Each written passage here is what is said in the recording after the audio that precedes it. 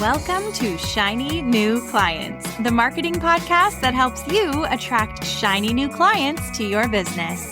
We'll talk about social media, what makes people buy, how to go viral, and marketing psychology, all in 20 minutes or less. Whether you're a coach, a stylist, or a wedding planner, if you've got a service-based business to sell, this is the show you need to fill your calendar. I'm Jenna Warriner, your new marketing coach, and this is Shiny New Clients.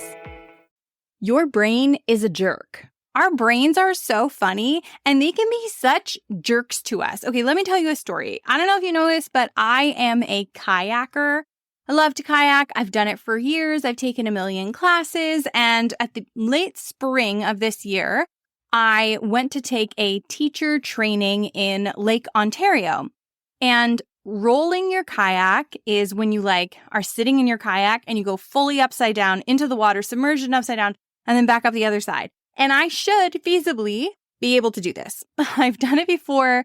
I've taken loads of classes on it. I should be able to do it. But at this teacher training, I couldn't. I kept bombing. I kept face planting back into the water, face full of water, water up my nose. I failed. I failed again. I failed with people watching me. I failed with the coaches trying to give me guidance. I just could not get my kayak back around. I kept having to go upside down and then swim out of the boat and then bail the boat because I just kept bombing. Okay. So then I came home and summer started. And summer continued, and summer continued, and I never tried again. I was so disheartened and so embarrassed, and I just thought, there's a consequence to me failing. If I fail, it's going to be embarrassing. I'm going to think I suck. I'm going to, convince myself that I don't just suck in my head, I suck in real life. Plus, I'm going to be soaking wet. I'm going to have to bail my boat. It might be uncomfortable when I get water up my nose, so I'm not even going to try. That is so not like me, but it took me 2.5 months of beautiful summer days. I had full access to go out in my kayak into the lake again and try again, and I just wouldn't do it. And then I finally built up enough courage. I finally said enough is enough. I went out there and I just sat on the water for many, many minutes, hyping myself up in silence, just floating there, bobbing. And then I put my nose plug on and I rolled perfectly the first try. And honestly, that's almost even more annoying because I had it in me the whole time, but I was too scared to try because of this failure that I had experienced. Okay, so I've got a point here. What are you holding yourself back on because you're worried about failing, even if you have evidence that you can show me on why you'll probably fail? Even if you could say, yeah, but Jenna, this happened. Yeah, but I got water up my nose in front of the entire class. Yeah, but I had a professional coach right there telling me how to do it and I still couldn't do it. I was butting the crap out of myself. And then I tried it and I got it on my first freaking try. And then I tried again and then I tried again and I got about 6 out of 7 of them perfect rolls until I started getting tired and I decided to go in. And you know what I missed out on? I missed out on 2.5 beautiful summer months of not getting better, of not having fun, of not being out there in the sun and cooling off and showing off in front of all the other docks, my cool kayak trick. You know what I mean? And that's fine. It doesn't matter, but I just want you to really investigate. Are you not marketing your business? Are you not growing your business? Are you not posting? Are you not getting on those sales calls? Are you not launching that new offer? Are you not launching that new product? Because, but what if it works? In marketing, you will have more success than 99% of your, I don't like the word competitors, but other people in the space, if you approach everything with curiosity and as if it's an experiment.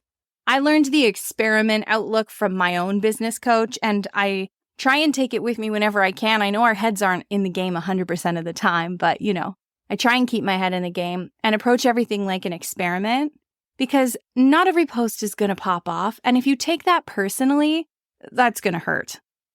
Nobody benefits from you taking a post not performing well personally. No one, not you, not your clients, not your followers, nobody. But everybody benefits from you looking at it like an experiment. Because then if the post doesn't go well, you go, okay, well, what can I do differently next time? Can I add some engagement attractors? Can I change my language? Was it the time? Was it the writing style? Was it the visual? This was an experiment, so let's change one or two factors and try again. A lot of people, when organic social media isn't working, you want to jump to paid ads right away. I know I'm kind of pivoting here, but when you hire a paid ads manager, you know what they're going to do? They're going to go, okay, let's do some testing, which is experimenting. Let's post a whole bunch of ads. Let's change the language. Let's change the copy. Let's change the visuals and see which ones perform best. And then only use the ones that perform best. And in that world, you're doing the exact same thing, but it might feel like a more formal setting. And you're paying for those experiments. You're paying every time somebody sees one of those ads, whether they buy or not, you're paying for that experiment when you could be doing it for free with organic social media, except a lot of us, our brains are being jerks and they're making us too afraid and we won't go out there and post because we're worried that one post is going to flop, or we're worried that someone's going to see it and they're going to write something negative, or we're worried that we're going to say the wrong thing and we're going to have to apologize for it, all of these worries, whatever they are. I would encourage you to ask yourself truly deeply, why am I not posting more? Truly deeply ask. I actually asked one of our program members, I gave that to them as their homework one week.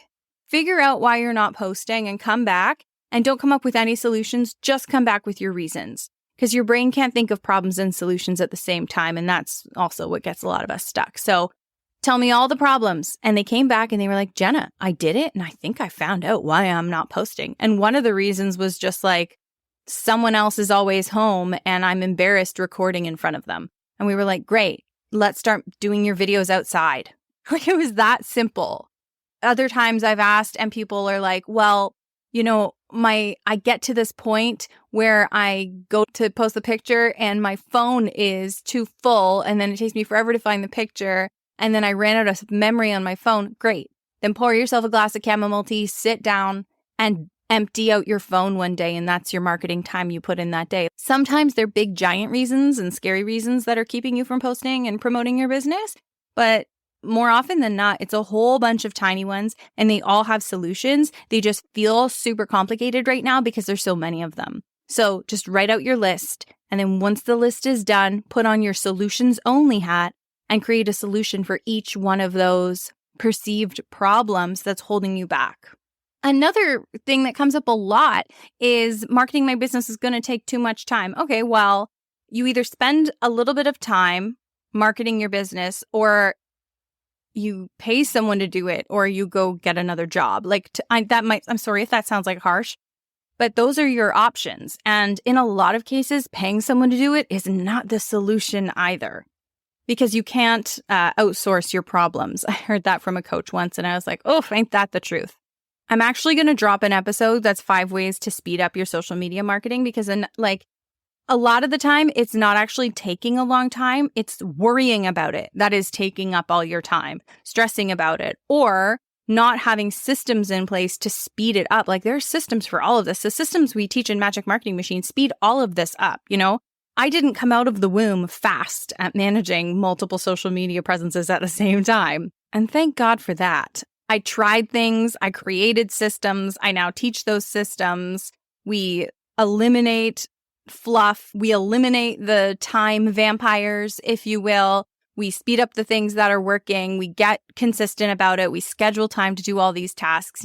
There's ways around all that. So go write your list. Why am I actually not doing the thing I want to do? And maybe it's marketing, but maybe it's like something else. Maybe you want to use this for why am I not redesigning the kitchen the way that I want to? So there's your homework.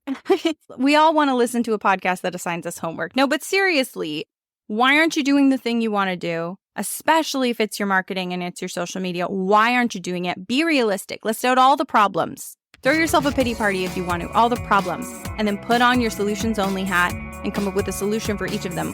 Or hey, freaking DM me and I will help you do this. Because when we can take a little bit of emotion out of it and we can stop listening to our nasty brain and letting her come up with all these reasons why we're not good enough, then we can really come up with actionable solutions, treat our business like a business, and freaking grow. I was really on my soapbox with you this week, so thanks for hearing me out. And I wish you all the best and all the likes and all the comments and all the sales, and I will see you in the next one.